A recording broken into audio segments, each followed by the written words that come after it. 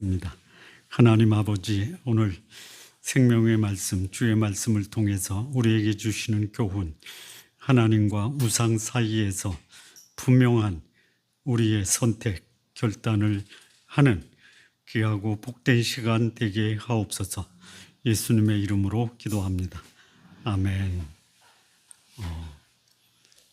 하나님의 백성이라고 하면서 아주 고질적으로 그리고 오랜 역사를 통해서 버리지 못하는 그 하나의 습관 또는 특성이 있다면은 하나님도 버리지 못하고 세상도 버리지 못하는 이중적 의식 구조를 가지고 있다라는 것입니다. 소위 말하면 하나님과 세상, 하나님과 우상, 하나님과 육체. 그러니까 하나님과 반대되는 게 뭐냐면 세상과 우상과 육체입니다. 이 세 가지, 소위 하나님 없이 살면서 추구하는 것, 소위 절벽, 양쪽 끝단에 이쪽은 하나님, 이쪽은 세상과 육체와 우상이 있어요. 그리고 나는 어디냐? 외줄 가운데 서 있습니다. 이리 갈 것이냐, 저리 갈 것이냐. 어디로 향하는 마음이 큽니까? 이리 갈까, 저리 갈까, 아직도 망설이고 있다. 오랜 시간 망설였으면 이제는 결단을 하시고 기왕에 하나님을 믿는다면 내 인생을 하나님을 향해서 걸어가야 되겠다라고 그렇게 다짐하시고 결단하시는 성도님들 되시기 바랍니다. 근데 이 역사는요, 앞서 말씀드린 것처럼 고질적이고 역사적입니다. 이스라엘 백성이 출애굽해서 40년 하나님의 인도하심을 받은 광야 생활을 끝내고 가나안에 들어갑니다. 가나안에 들어가도록 그 인도했던 이스라엘의 지도자가 여호수아입니다. 여호수아가 가나안의 정복 전쟁을 끝내고 약 한 15년을 더 사는데요. 그가 떠날 때가 돼서 이스라엘 백성에게 마지막 고별 설교를 합니다. 그 고별 설교의 마지막 부분이 뭐냐면 여호수아 24장 15절인데요. 만일 여호와를 섬기는 것이 너희에게 좋지 않게 보이거든 너희 조상들이 강 저쪽에서 섬기던 신들이든지 또는 너희가 거주하는 땅에 있는 아모리 족속의 신들이든지 너희가 섬길 자를 오늘 택하라. 나와 내 집은 여호와를 섬기겠노라. 그렇게 오랫동안 하나님의 인도하심, 또 공급하심, 또 하나님의 살아계심을 경험했던 하나님의 나라 이스라엘 백성들이 세상과 하나님 사이에서 주저하고 있다라는 거예요. 그 후 한참 시간이 지나서 북이스라엘 아합 왕 시대에 엘리야라는 선지자, 당시의 왕을 비롯해서 이스라엘 백성이 바알 신을 섬깁니다. 하나님이 엘리야 선지자를 통해서 아합 왕과 바알 선지자 850명 그리고 이스라엘 백성을 갈멜산으로 모으라.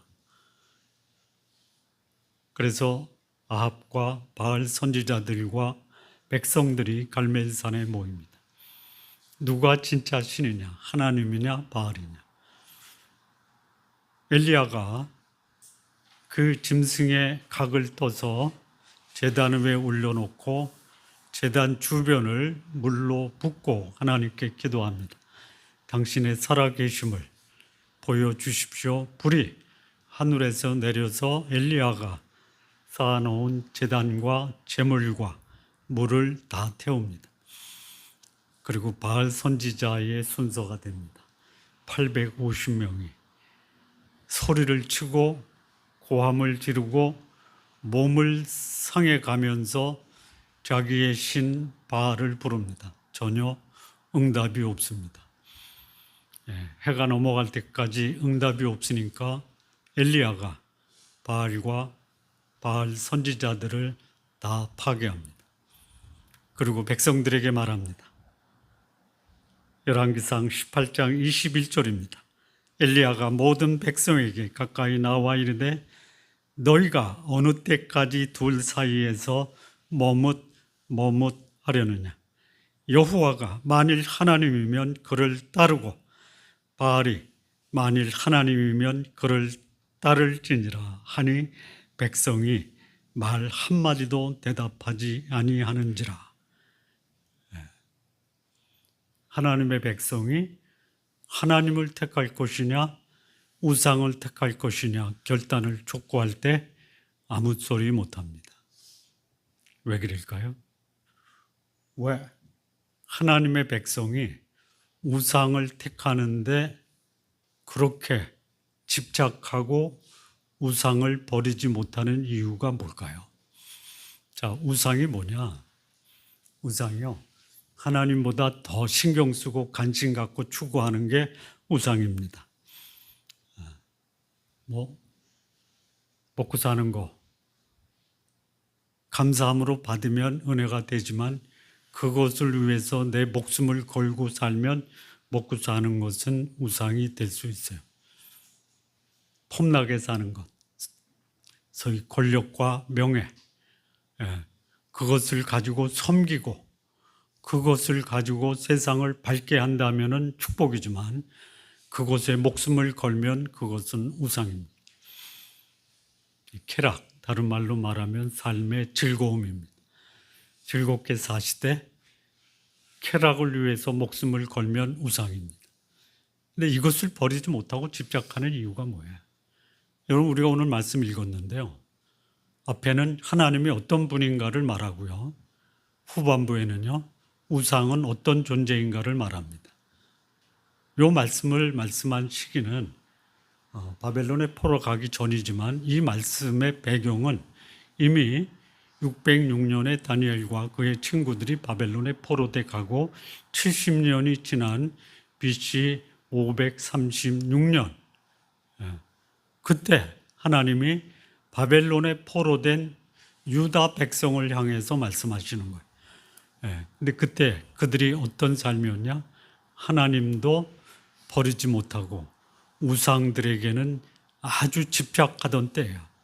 그래서 여기 소위 8절까지는 하나님에 대해서 말씀하고요. 9절부터 20절까지는요. 우상에 대해서 말씀해요. 그만큼 우상의 영향이 컸다 이거예요. 여러분, 내 의식 속에 하나님을 생각하는 부분과 내 육체와 세상과 그리고 우상을 생각하는 이 생각의 비중 어느 게 더 많습니까? 여러분들은 제가 모르는데 저를 보면은요 그냥 애쓰고 노력하고 발버둥 쳐도 5대5가 되는 것 같아. 왜? 우상에 집착하고 우상을 섬기는 것을 버리지 못해요. 왜 그래요? 제가 찾아봤는데 3가지 이유가 있대요. 물론 또 다른 이유가 있어요. 첫째는 뭐냐? 심리적인 이유가 있어요. 심리적 이유가 뭐냐? 그게 눈에 보인다라는 거예요. 그래서 그거를 얻으면 내 삶이 안정될 것이다. 우상이 주는 것, 물질과 권력과 쾌락이 나한테 안정감을 줄 것이다라는 심리적 기대감이 있어서 그래요. 미국 목사님들이 자기 교회 성도들을 대상으로 설문조사에서 당신 교인들이 추구하는 현대의 우상이 뭡니까 했더니 대표적인 3가지가 있죠. 부유함, 안락함, 편안함, 편리함. 이게 우상이에요. 그걸 가지면 편안하잖아요. 인생 광야길을 가는데 그것만 나에게 충족이 되면 내 삶은 안정될 수 있다.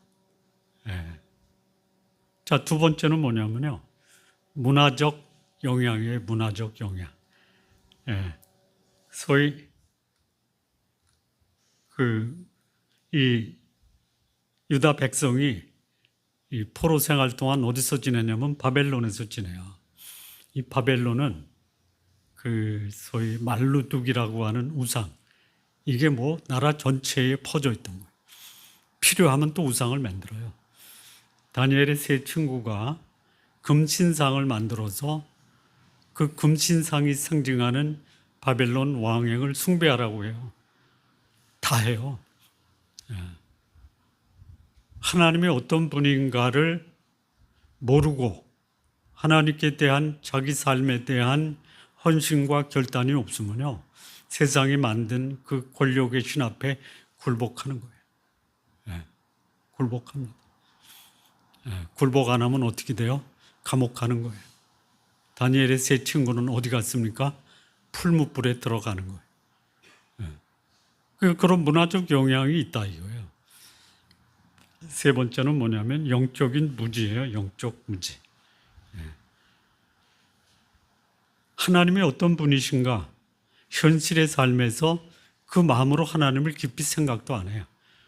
하나님이 역사하는 것을 내 눈으로 보지도 못해요. 영적 무지예요. 영적 무지. 우리 성도님들 하루에 한 15분 정도는 내서 하나님이 말씀하시는 그 말씀 앞에 겸허하게 마음을 열어서 좀 듣고 받으시기 바랍니다.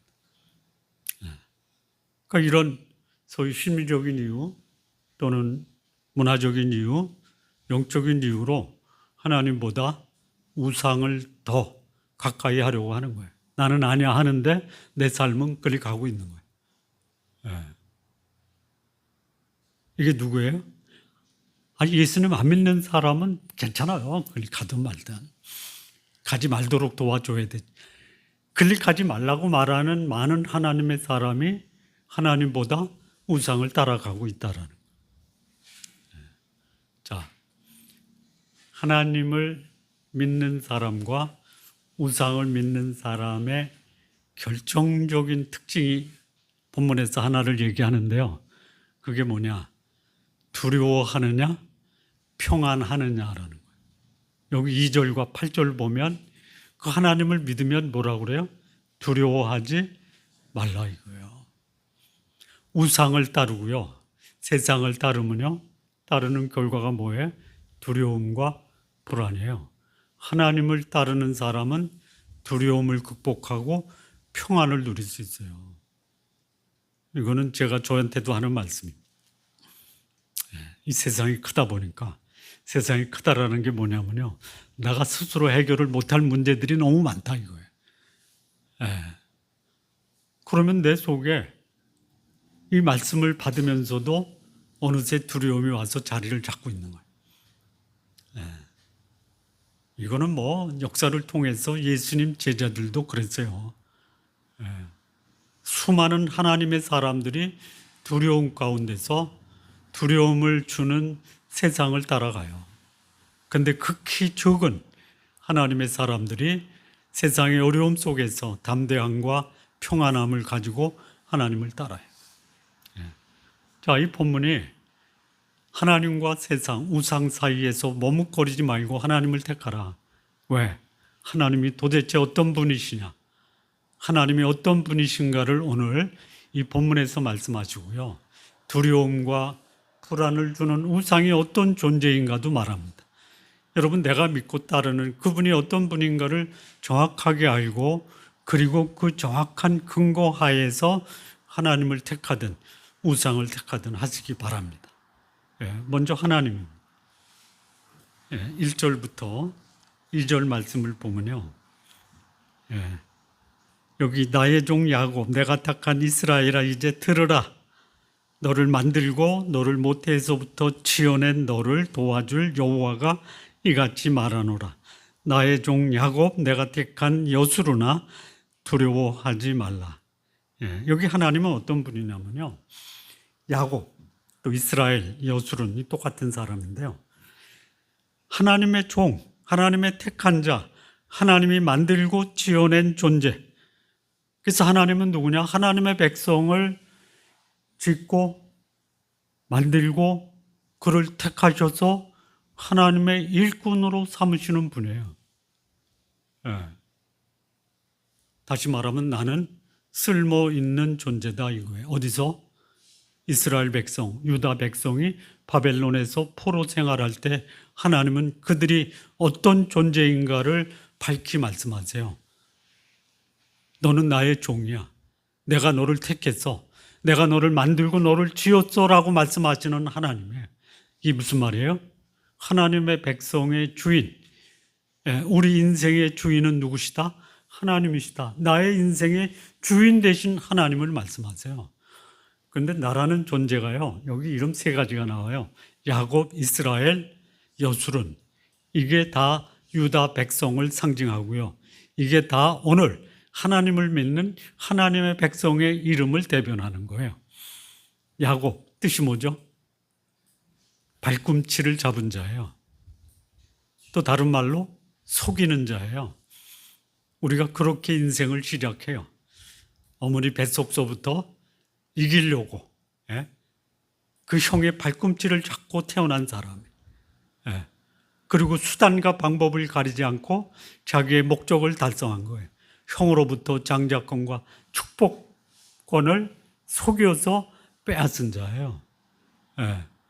외삼촌 라반에게 도망가서 자기 재산을 증식시키기 위해서 그는 자기 양이 되는 얼룩 양들을 만들었던, 그리고 마지막에 그 외삼촌을 속이고 야반 도주한 사람이 야곱이에요. 좀 우리들의 모습이에요. 내가 잘 되면 수단과 방법을 가리지 말라. 여러분, 그것을 부추기는 사람들이 많아요. 거기에 꽂혔어요. 권력을 잡으면 잔인하게 쓰고 권력을 잡기 위해서는 수단과 방법을 가리지 말아라. 누가 한 말이에요? 피렌체의 마키아벨리예요. 나중에 그는 생각이 바뀝니다. 아니다. 백성들의 유익을 위한 것이 정치다라고 바뀌어요. 자, 이스라엘은 뭐예요? 야곱의 이름이 예삼촌 라반으로부터 그 하란에서 도망 오다가 어디에 도착하냐면 야복 강가에 도착을 합니다. 뒤에는 라반이 쫓아오고요. 앞에는 그 형 에서가 기다려요. 돌아갈 수도 없어요. 가자니 자기를 원수처럼 여기고 자기를 죽일 수 있는 형이 기다려요. 그래서 그 밤에 기도합니다. 하나님께 기도해. 하나님이 야곱에게 나타나요. 그 하나님과 씨름을 합니다. 낮이 밝아요. 이제 하나님, 나 가야겠다. 아니 되옵니다. 저를 축복해 주십시오. 하나님이 야곱의 환도뼈를 치십니다. 그리고 그 이름을 바꿔줘요. 이제부터는 내 이름이 이스라엘이라 하리라. 이스라엘의 뜻이 뭐예요? 하나님과 겨루어 싸운 자. 또 다른 뜻이 있어요. 하나님의 왕자, 하나님의 통치자라는 뜻도 있어요. 그렇게 소위 사람 뒷다리 잡는 자, 사람 속이는 자가 하나님과 싸워서 이기고 하나님의 왕자로 변신이 돼요. 근데 여기는 이게 이제 여수룬이라는 이름이에요. 근데 이 여수룬이라는 이름은 언제 처음 등장하냐면 광야 40년 생활, 출애굽해서 가나안 들어가기 40년 동안 하나님이 광야에서 이스라엘 백성을 향해서 여수룬이라고 3번 언급하십니다. 이 여수룬은요, 야곱이라는 이름의 정반대예요. 야곱의 뜻은 속이는 자죠. 여수룬이라는 뜻은 뭐겠어요? 의로운 자예요. 야곱은 사기꾼인데요, 이 여수룬은요, 정직한 자예요. 하나님이 누구를 기뻐하세요? 의로운 자, 정직한 자. 그런 자하고 하나님이 친밀하게 사랑하면서 교제하세요. 속이는 자가 하나님이 의롭다고 인정하고 하나님과 친밀한 교제로 변화됐어요. 이것이 하나님의 사람들의 인생 여정입니다. 하나님이 책임져 주는 사람이 어떤 사람이냐? 시작은 야곱인데요. 후에는 여수룬이에요. 이런 삶 사시기 바랍니다. 그래서 하나님이 이런 야곱을 여수룬으로 지으시고 만드실 때까지 그 인생을 책임져 주세요. 여러분, 여러분의 인생을 누구한테 책임져 달라라고 하시겠습니까? 누구한테? 우상한테? 세상한테? 내 자신이 나를 그렇게 속이는 자에서 의로운 자로 내 자신을 변화시킬 수 있어요? 나를 변화시킬 수 있는 분, 내 인생의 책임자, 내 인생의 주관자, 그 하나님께 내 인생을 맡기시기 바랍니다. 자, 두 번째 하나님은 어떤 분이냐면요. 3절에서 5절을 보면요. 나는 목마른 자에게 물을 주며 마른 땅에 시내가 흐르게 하며 나의 영을 네 자손에게 나의 복을 네 후손에게 주리니 그들이 풀 가운데서 솟아나기를 시냇가에 버들같이 할 것이라. 하나님은 어떤 분이냐? 하나님의 백성의 마음에 하나님의 성령을 주시는 분이에요. 성령을. 이 성령이 어떤 분이냐? 하나님의 영이에요. 성령은 하나님이십니다. 하나님은 한 분이세요. 아버지 하나님, 아들 하나님, 성령 하나님이 한 분이에요. 소위 말하면 본질에 있어서 똑같은 분이에요. 다만 성부와 성자와 성령이 하시는 역할이 달라요. 성부는 결정하시고 그리고 방향을 정하시는 분이에요. 성자 하나님은 아버지께서 정하신 그 결정을 실행하시는 분이고요. 성령은 그것을 역사 속에 운행하시고 사람 마음속에 역사하셔서 하나님이 내 속에 역사하셨다라는 것을 깨닫게 하시는 분이에요. 그러면 성령이 내 안에 있다라는 거, 성령을 아버지께서 나에게 주셨다라는 거 어떻게 알아요? 어떻게 알아요? 쉽게 몇 가지 사례를 드리면요. 이 죄 짓고 괴로워하면 성령이 내 속에서 나의 죄를 깨닫게 하시는 거예요. 의롭고 선한 일을 보면 기뻐하는 거, 이것도 내 속에 있는 성령이 나를 기쁘고 감격하게 하는 거예요. 또 내가 가진 거 나누고 베풀어야 되겠다라는 생각도 성령이 주시는 거예요. 전에는 움켜쥐려고 했는데 이제는 나누고 싶은 거. 결정적인 게 뭐냐면요. 하나님 말씀을 그야말로 내 속에 두고 그 말씀에 순종하려고 하는 것이 뭐냐? 성령이 내 속에 거하고 계시다라는 결정적인 증거예요. 성령이 어떻게 거하세요? 하나님의 말씀으로 거하시는 거예요. 성령은 하나님의 말씀입니다. 그 말씀이 내 속에 풍성히 거하면요. 하나님은 그 성령으로 나를 인도하세요. 어떻게 인도하세요? 여기 보니까 목마른 자에게 물을 주고 마른 땅에 시내가 흐르고 그리고 풀 가운데서 솟아나기를 시냇가에 버들같이 하시는 거예요. 하나님은 어떤 분이시냐? 성령을 주셔서 내 인생을 그야말로 생명력 넘치게 하시는 분이에요. 목마른 자에게 물을 마셔서 시원하게 하고 광야에 강을 내서 그 강가에 있는 나무처럼 푸르르게 하시는 분이 하나님. 내 인생이 목이 마르고 또 강팍하고 메말라 있다. 뭐야? 하나님의 영이 내 속에서 역사하지 않는.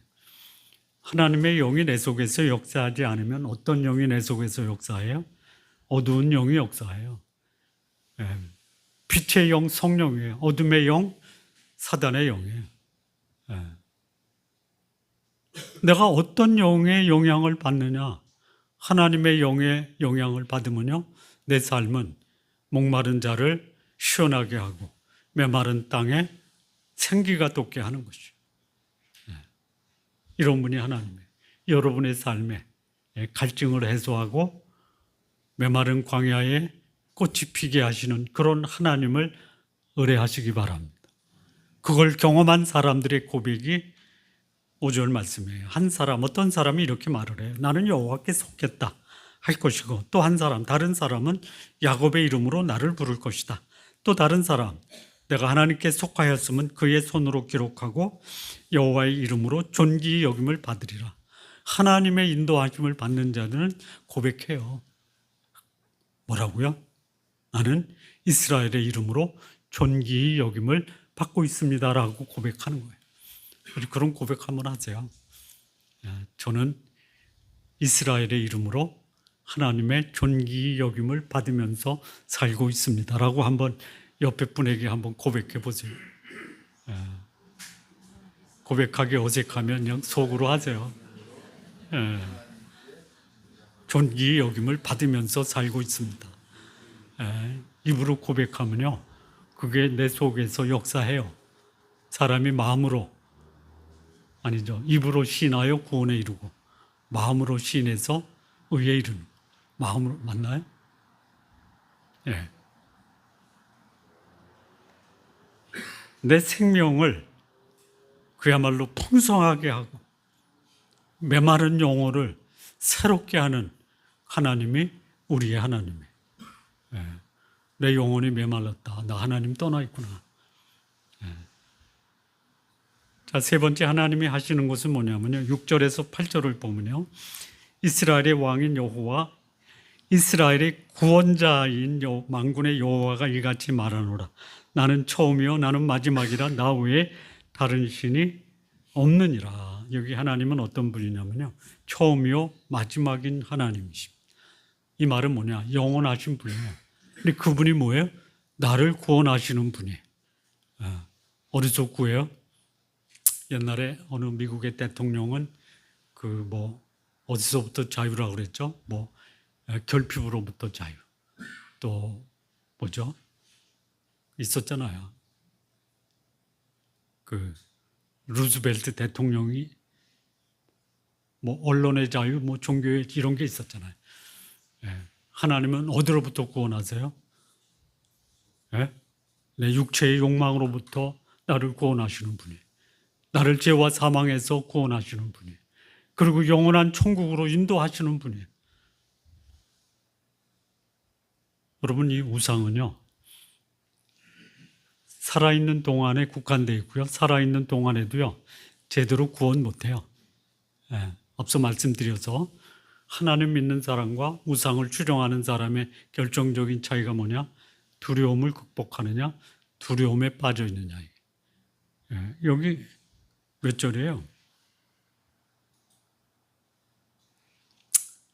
11절인가요? 보라, 그와 같은 무리들이 다 수치를 당할 것이지 뿐만이 아니에요. 대장장이들이 사람일 뿐 아니라 그들이 다 모여서서 두려워하며 함께 수치를 당할 것이니라. 우리 하나님은요, 영원하신 분인데요, 그를 소위 허망, 수치, 모욕, 두려움, 여기서 우리를 구원하시는 분이에요. 자, 그 다음에 여기 이제 뭐라고 말씀하시냐? 나 외에 다른 신이 없다. 이게. 우리를 구원하실 유일하신 하나님이고요, 그분은 영원하신 하나님이에요. 적어도 우리가 하나님을 예배하고 하나님 믿는다라고 하면요, 내가 믿는 하나님이 이런 분이로구나라는 것을 좀 마음에 간직하고, 적어도 날마다 우리 하나님 아버지는 이런 분이야.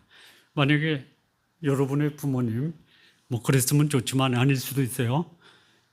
대한민국, 아니 세계에 가장 돈이 많고 힘이 센 그런 갑부다라고 우리 아버지가 실제로 그렇다 그러면 오늘 어떻게 사시겠어요? 그럴 일은 있을 수가 없으니 그럴 생각하는 것은 전혀 도움이 안 돼.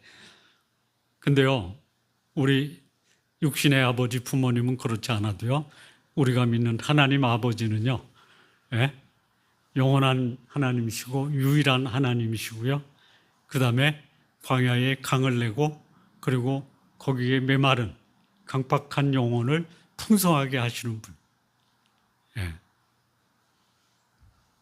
그래서 여기 하나님이 뭐라고 하냐면, 내가 영원한 백성을 세운 이후로 나처럼 외치고 알리며 나에게 설명할 자가 누구냐? 있거든 될 일과 장차 올 일을 그들에게 알리. 그런 자가 없다 이거예요. 근데 세상이 그런 것을 나한테 주면 그를 하나님보다 더 추종하고 따르려고 한다 이거예요.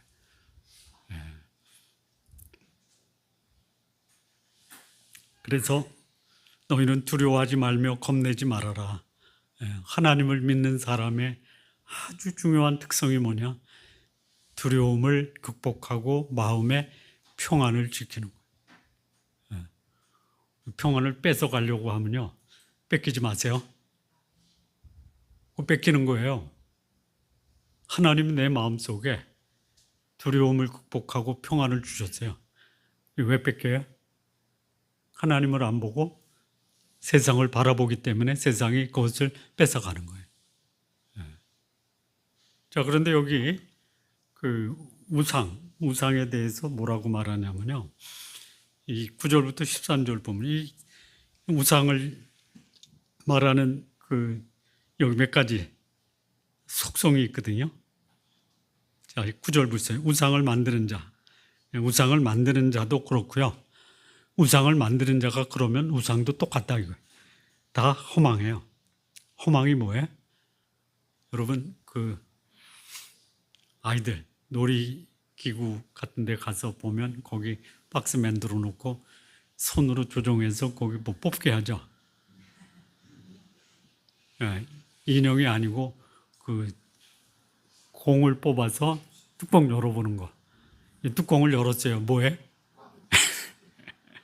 그게 우상과 우상 만드는 자가 비어 있는 거예요.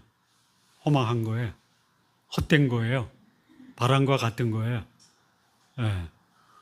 근데 그것이 마치 무엇인가 줄 것처럼 믿고 그 우상을 뽑는다 이거예요. 그 다음에 두 번째는 뭐냐면요. 그들이 원하는 것들은 무익한 거예요. 먹었더니 배부른 게 아니고 병이 나는 거예요. 그 다음에 여기 증인들은 보지도 못하고 알지도 못하니 그러므로 수치를 당하는 거예요. 벌거벗겨 버리는 거예요. 요게 우상과 우상을 만드는 자와 우상을 섬기는 자의 결실입니다. 그래서 10절 신상을 만들며 무익한 우상을 부어 만드는 자가 누구냐? 누구예요? 그와 같이 무리들이 다 수치를 당할 것이라 대장장이에요. 사람이고요. 모여서서 두려워하고 수치를 당할 것이에요. 철공이에요. 그래서 연장을 만들고 숯불로 일하고 망치를 가지고 그것을 만들고 힘센 팔로 그 일을 하지만 그 일을 하는 게 배부른 게 아니라요. 힘을 다 소진하면 배가 고프고 기운이 없어지고 피로하게 만들어요. 대장장이와 목공이에요. 13절. 목공은 줄을 늘여 재고 붓으로 긋고 대패로 밀고 곡선자로 그어 사람의 아름다움을 따라 사람의 모양을 만들어 집에 두게 하며 사람을 만들어 놓고요. 그게 자기 하나님이래요. 그래서 그것이 주는 결실이 뭐예요? 허망하고 무익하고 수치스럽게 하는 거예요. 이게 우상이에요. 여러분 구분 좀 해야 돼요. 필요한 것과 내가 섬기는 것은 구분해야 돼요. 자, 물질, 권력, 삶의 즐거움은 필요합니까? 그것이 없으면 내가 못 삽니까? 필요한 거예요. 하나님이 주신 축복이에요. 축복이 하나님이 돼서는 안 돼요. 그런데 하나님보다 축복을 하나님으로 섬기는 거예요. 그런데 그 하나님이신 축복이 하나님을 대신하면요. 그 축복이 뭘로 바뀌어요? 허망, 무익, 수치로 바뀌는 거예요. 이 세상에 돈 많은 사람, 권력 있는 사람, 쾌락을 즐기는 사람들의 말로가 어때요? 그런데요, 그렇게 비참한 말로를 경험할 때까지는 난 끝까지 이거 붙잡고 있을 거야. 그러다가 비참해지는 거예요. 자, 두 번째, 이 우상의 특징이 뭐냐면요. 소위 그 땔감으로도 쓰고 섬기는 우상으로도 만드는 소위 똑같은 재료는 똑같아. 재료가 똑같아. 그런데 땔감으로 써서 밥도 하고요. 고기도 굽고요. 그리고 그걸 가지고 괜찮은 부분은 조각을 해서 우상을 만들어 놓고 거기 절을 해요. 예? 이게 우상의 특징이에요. 우상의 본질은 뭐다? 죽어 있다. 예. 죽어 있다. 예. 살아있는 나무가 아니고요. 그 나무를 베어서 가지는 꺾어서 땔감으로 쓰고 그 괜찮은 부분은 조각을 해서 거기다 대놓고 나의 하나님이다라고 절하는 거예요. 이런 논리적 모순이 어디 있어요? 예? 어떤 우상은 자상하게 생기기도 했죠. 어떤 우상은 보면 흉측하게 생기기도 했어요. 예. 흉측한 우상 앞에 가서는 괜히 공포, 자상한 우상 앞에 가서는 엎드려 절하죠. 예. 그런데 본질은 뭐예요? 땔감이다. 땔감. 예. 자, 앞서 말씀드린 물질, 권력, 쾌락 이거요. 땔감이에요. 땔감. 필요해서 주신 거예요. 사용하라고. 거기다 대고 엎드려 절하지 마십시오. 예. 자, 세 번째. 우상은 어떠냐면요. 18절에서 20절. 그들이 알지도 못하고 깨닫지도 못하는 이 무지한 사람들. 예. 그들의 눈이 가려서 보지 못하며 그들의 마음이 어두워서 깨닫지 못해요. 근데 이런 영적인 무지에 빠진 사람들을 미혹해요. 미혹해요. 마음에 생각도 없고 지식도 없고 총명도 없으므로 내가 그것의 절반을 불사르고 또한 그 숯불 위에서 떡도 굽고 고기도 구워 먹었거늘 내가 어찌 그 나머지를 가중한 물건을 만들겠으며 내가 어찌 그 나무 통화 앞에 굴복하리요 말하지 아니에요. 이렇게 말해야 돼요. 내가 어떻게 그 가증한 물건에 그거를 만들어서 거기에 내가 절하겠느냐라고 우상 앞에 내가 거부했는데 그렇게 말 안 해요. 예. 자기만 하는 게 아니에요. 조금 가진 게 있고 힘이 있으면요 사람들 붙잡아다가 그 우상 앞에 절시키고 굴복시키는 거예요. 예. 그러니까 이 우상은 뭐냐? 영적 무지에 빠진 인간을 미혹해서 자기에게 절하게 만드는 것들이에요. 예. 뭐 현대적 의미에서 우상은 직장의 상사가 승진을 앞두고 있는 직원에게 너 이번에 나하고 절에 가서 불공 드리면 승진시켜줄게. 그 예배 드리러 오겠어요? 절에 가겠어요? 승진은 못해도 난 예배 드리러 가겠다. 이래야 돼요. 근데 간다 이거예요. 그러면서 뭐라고 합리화시키냐면요. 직장의 상사는 하나님과 동기다. 직장의 상사는 하나님과 동기는 건 맞아요. 그러나 직장의 상사가 하나님 대신 우상을 섬기라고 하면요. 거절해야 돼요. 여기 우상은요. 영적 그 눈가림을 하는 거예요. 그래서 미혹해요. 뭘로 미혹해요? 내 육체에 도움이 된다 이거야. 내 세상적 삶에 유익하다 이거예요. 거기 빠지는 거예요. 이게 보통 역사가 오래된 게 아니잖아요. 가나안 땅을 정복한 여호수아. 오죽하면 그의 마지막 유언이 뭐야? 강 저편에서 우리 조상 아브라함이 섬겼던 신이든지 아니면 지금 아모리 땅에서 이 가나안 땅에서 아모리 족속이 섬기는 그 신을 택하든지 오늘날 결정하라 이거예요. 나와 우리 집은 여호와 하나님을 섬기겠다. 우리 성도님들 이 생각을 안 하면요. 몸은요. 생각에 따라가잖아요. 나는 하나님만 섬기겠다라고 아침, 점심, 저녁으로 그건 좀 다짐 좀 하세요. 우상이 나를 엄습해 올 때 그 하나님으로 좀 대적을 하세요. 그래야지 하나님이 여러분을 택하신 하나님의 백성으로서 하나님이 여러분에게 주시는 거 있잖아요. 뭘 주죠? 야곱을 여수론으로. 그 광야 같은 삶에서 성령을 주심으로 푸릇푸릇한 풍성한 삶을 주시는 분이에요. 그리고 그분은 한순간이 아니고 영원히 그리고 그분은 유일하게 우리를 구원할 수 있는 분이에요. 그분이 여러분 삶의 주관자가 되시고 인도자가 되셔서 여러분의 삶이 하나님이 주신 그 은혜와 축복을 마음껏 누리시는 성도님들 되시기를 진심으로 바랍니다. 기도하시겠습니다. 하나님 아버지, 우리에게 성령을 주셔서 영원토록 인도하시고 풍성하게 하시고 우리를 구원하시는 그 하나님의 은혜와 축복을 날마다 누리며 살아가는 우리 성도님들 모두 되게 하옵소서. 예수님의 이름으로 기도합니다. 아멘.